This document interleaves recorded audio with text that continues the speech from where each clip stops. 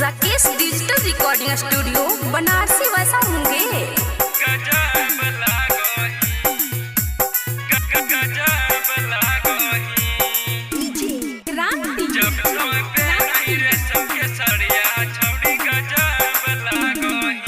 गजब लागही गे छौड़ी गजब लागही, गजब लागही गे छौड़ी गजब लागही कि जब तो पहनई सितारा सड़िया छौड़ी गजब लागही कि जब तो पहनई सितारा सड़िया छौड़ी गजब लागही जब तो पहनई रेशम के सड़िया छौड़ी गजब लागही। राकेश लाल यादव।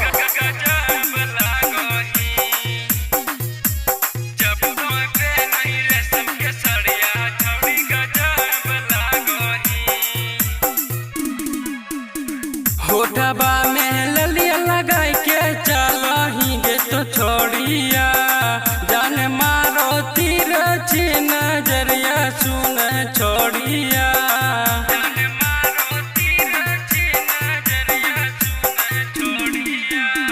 होठबा में ललिया लगाई के चलही जब तो छोड़िया जाने मारो तीर छी नजरिया सुनेगे छोड़िया बढ़िया दिया बैठो गे छोड़ी बढ़िया दिया बैठो बढ़िया दिया बैठो छोड़ी बढ़िया दिया बैठो जब तो चलो कमर हिलाई के छोड़ी बढ़िया दिया बैठो कि जब तो चलो कमर हिलाई के छोड़ी बढ़िया दिया बैठो।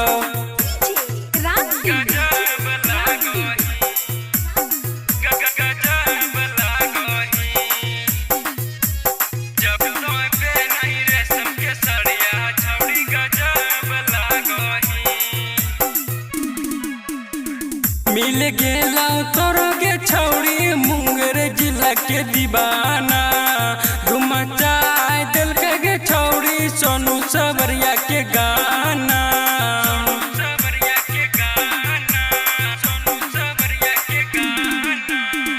मिल गेलो तोरो गे छौड़ी मुंगेर जिला के दीवाना घुम चाय दिल के गे छौड़ी सोनू सबरिया के गाना कमर हिलैबै चले गे छौड़ी कमर हिलैबै गे कमर हिलैबै चले गे छौड़ी कमर हिलैबै गे कि दोनों मिलके चले डीजे पर ना कमर हिलैबै गे कि दोनों मिलके चले डीजे पर ना कमर हिलैबै गे।